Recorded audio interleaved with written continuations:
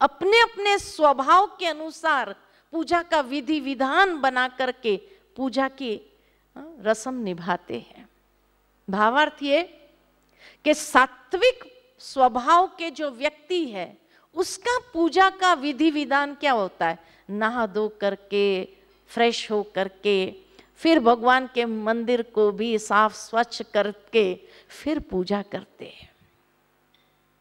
लेकिन राजसिक प्रकृति वाले लोग क्या कहते हैं? अरे भगवान तन थोड़ी देखता है, वो तो मन देखता है। नाए ना नाए चले गए मंदिर में, भगवान की को प्रार्थना कर लिया, उसकी शरण में जाकर के कुछ इच्छा पूर्ति के लिए मांग लिया और आ गए। ये राजसिक प्रकृति वाले लोग हैं। और तामसिक प्रकृति के लोगों का पूजा का विधि विधान क्या होता है? आज की दुनिया में आप लोग देखते हैं कई लोग साइकिल पर, स्कूटर पर जाते रास्ते से ही देखते हैं। एक बार बंबई में मेरा कहीं जाना हुआ था, तो जो लोग मुझे पिकअप करने वाले थे तो कहा कि वहाँ एक हनुमान जी का मंदिर है, आप वहाँ खड़े रहना, हम आपको वहाँ से पिकअप कर लेंगे। बहुत साल पहले की बात है। तो जब उन्होंने कहा हनुमान जी के मंदिर के पास खड़े रहना, मैं वहाँ खड़ी थी। अलग अलग प्रकार के लोग आते थे, जाते थे, पूजा करते थे। देखकर बड़ा हंसी भी आ रही थी, देख भी रही थी साक्षी होकर के कि कैसे कैसे लोग आते हैं, हनुमान जी को याद करते हैं। उतने में देखा कि कुछ 2-4 लड़के आए साइकिल पर और बाहर खड़ा किया साइकिल 2 मिनट और बाहर से कहा हाय हनु और चल दिए। मैंने कहा वाह। हाँ, आज की दुनिया का तामसिक प्रकृति के लोग ये तरीका है, हाय हनु और चल देते हैं। अब अपने आप को देखो, सात्विक प्रकृति से हम पूजा करते हैं, राजसिक प्रकृति से करते हैं या तामसिक प्रकृति से करते हैं। इसीलिए कहा कि वो देवताओं की शरण में अपनी इच्छा पूर्ति के लिए जाते हैं, लेकिन अपने अपने स्वभाव में स्थित प्रकृति के दबाव से पूजा का विधि विधान बना लेते हैं और उसी अनुसार पूजा करते हैं। लेकिन जो प्राप्ति होती है वो देवताएं नहीं करा रहे हैं, कराने वाला परमात्मा है। लेकिन जब देवताओं के माध्यम से उसको याद किया, क्योंकि ज्ञान नहीं है, परमात्मा का परिचय ही नहीं है, तो इसलिए देवताओं के रूप में ईश्वर को याद किया, इसलिए प्राप्ति कराने वाला ईश्वर है। लेकिन वो प्राप्ति भी कैसी होती है? तो क्षणिक और सीमित, लेकिन उसमें वो खुश हो जाते हैं। उनको परमानेंट प्राप्ति से कोई मतलब नहीं है। ठीक है, टेम्पररी भी मिल तो गई ना। इसीलिए कई लोग देखते हैं सौदाबाजी करते ईश्वर को याद करते समय, हे प्रभु इस एग्जाम में मैं पास हो जाऊं, ये इंटरव्यू में पास हो जाऊं तो मैं 2 नारियल चढ़ा दूंगा या 5 नारियल चढ़ा दूंगा। बार्गेनिंग हो गई ना ये तो कोई बार्गेनिंग कर रहा है ईश्वर के साथ। अब भगवान को 4 नारियल से क्या मतलब आया, मेरे को ये बताओ, या 2 नारियल से क्या करेगा वो?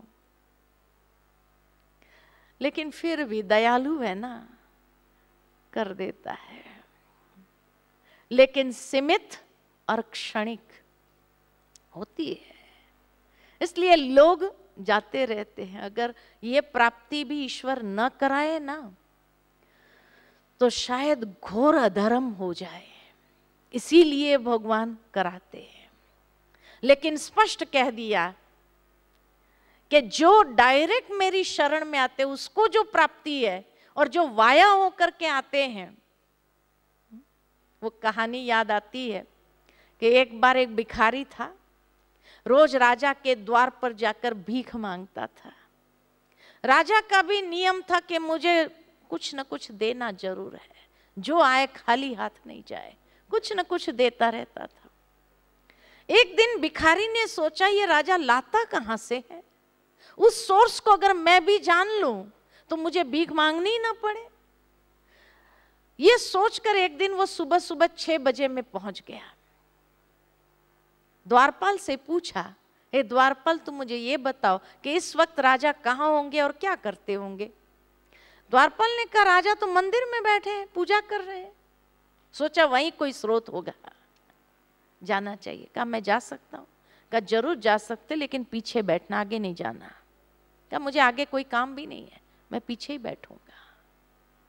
वो पीछे जाकर बैठ गया। थोड़ी देर के बाद राजा ने भगवान से प्रार्थना की, हे प्रभु मेरी झोली भरतू रखना ताकि मैं अनेकों की झोली भर सकूं।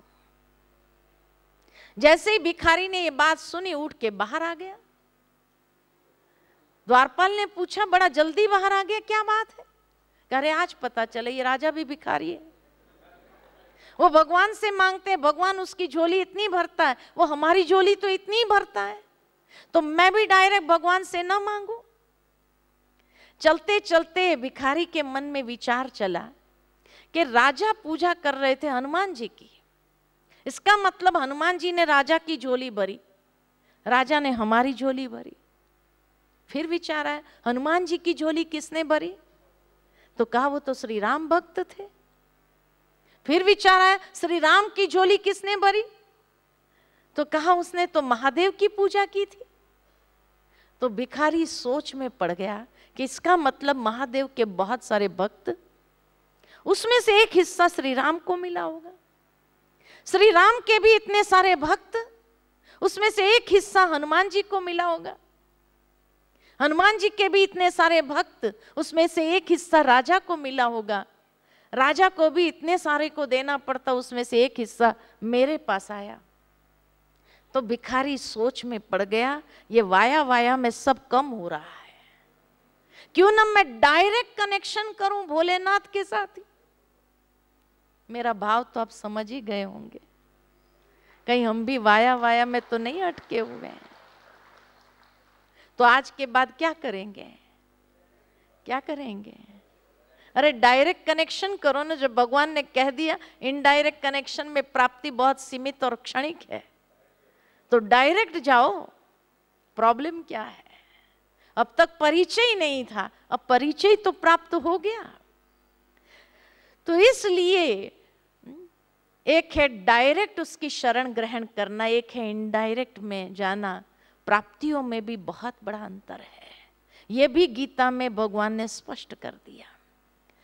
और फिर अर्जुन पुनः ये बात जैसे 4थे अध्याय में पूछी थी कि परमात्मा को मनुष्य क्यों नहीं जान पाते हैं, क्यों नहीं जान पाते हैं, क्यों देवताओं के पास जा रहे हैं?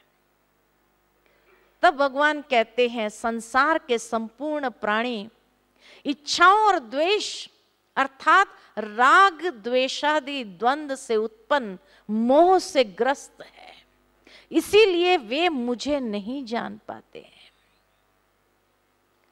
और बुद्धिहीन मनुष्य मुझ अव्यक्त पुरुष को व्यक्त भाव को प्राप्त किया हुआ मानते हैं।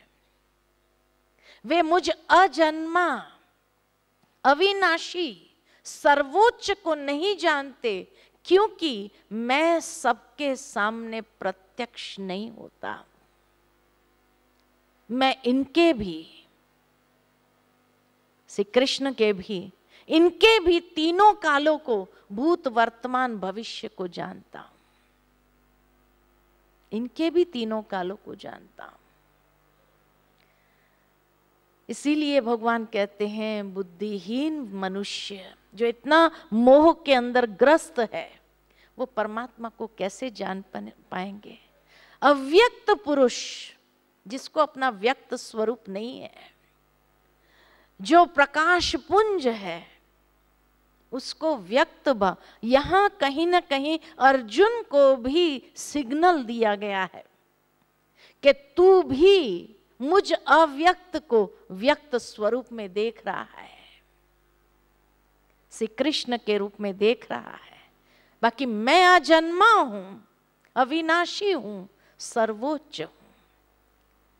मनुष्य तो नहीं जानते क्योंकि मैं उनके सामने प्रत्यक्ष नहीं होता हूं, लेकिन जिसके सामने प्रत्यक्ष हुआ हूं वो भी कहां जान पाते हैं। भावार्थ ये, क्या हम सभी के सामने जब आज ये गीता के माध्यम से ये बात स्पष्ट हुई, उसके बाद हम सब क्या करेंगे?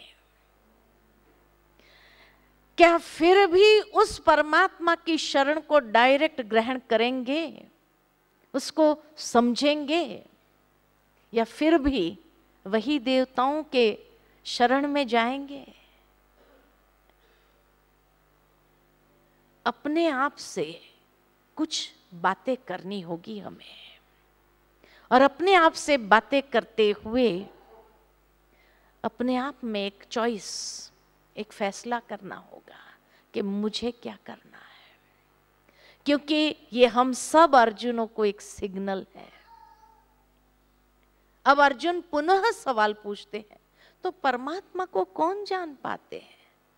अब जबकि श्री कृष्ण उनके सामने थे, तो ये सवाल बार बार पूछने का मतलब, जब पुनः पूछा कि कौन जान पाते हैं, तो भगवान कहते हैं जो पुण्य कर्म करने वाले, जिनके पाप नष्ट हो गए हैं, जो राग द्वेषादि द्वंद्व के मोह से मुक्त होकर अपने व्रत में दृढ़ रहकर मुझ में अपने मन को एकाग्र करते हैं, वे अंत में संपूर्ण आध्यात्म, दिव्य कर्म, भौतिक जगत, देवताओं और यज्ञ के विधियों का नियंत्रक मुझे जान जाते हैं। अंत में वो सब कुछ जान जाते हैं, मेरा पूरा अंत प्राप्त कर लेते हैं। और फिर 8वें अध्याय में अक्षर ब्रह्म योग भगवान बताते हैं, और भगवान योग विज्ञान पर बल देते हैं।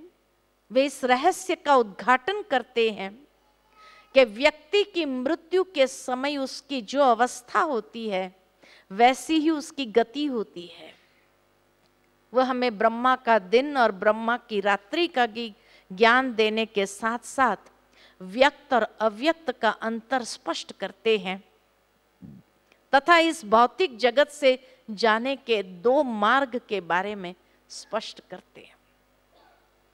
प्रथम श्लोक से लेकर 7वें श्लोक तक अर्जुन के 7 प्रश्न हैं, और इतना सटीक उत्तर दिया हुआ है एक एक लाइन के अंदर। 8वें श्लोक से लेकर 16वें श्लोक तक योग युक्त होकर ध्यान की यथार्थ प्रक्रिया पुनः बताते हैं। 17वें श्लोक से लेकर 22वें श्लोक तक ब्रह्मा का दिन और ब्रह्मा की रात्रि तथा परमधाम का वर्णन किया गया है, और 23वें श्लोक से लेकर 28वें श्लोक तक शुक्ल मार्ग और कृष्ण मार्ग का विषय लिया गया है। अब अर्जुन के 7 प्रश्न हैं, क्योंकि जब भगवान ने कहा कि वो संपूर्ण आध्यात्म, भौतिक जगत ये सब जान जाते हैं, पूरा अंत प्राप्त कर लेते हैं, अब अर्जुन कुछ समझने लगा है कि ये बोलने वाली शक्ति भगवत शक्ति है, श्री कृष्ण नहीं बोल रहे हैं। तो अब वो घुटना टेकते हुए भगवान से प्रश्न करते हैं, और यहां भगवान को एड्रेस जो किया है, हे पुरुषोत्तम, हे पुरुषोत्तम। और 7 प्रश्न उनके जो है वो शायद हमारे मन के अंदर भी है। पहला प्रश्न है, ब्रह्म क्या है? दूसरा प्रश्न है, आध्यात्म क्या है? तीसरा प्रश्न है, श्रेष्ठ कर्म क्या है? चौथा प्रश्न है, ये भौतिक जगत क्या है? 5वां प्रश्न है, देवताएं कौन है? छठा प्रश्न है यज्ञ का अधिष्ठाता कौन है और वह मनुष्य शरीर में कैसे है। और सातवां प्रश्न है मृत्यु के समय आत्म संयमी आपको कैसे जान सकते हैं।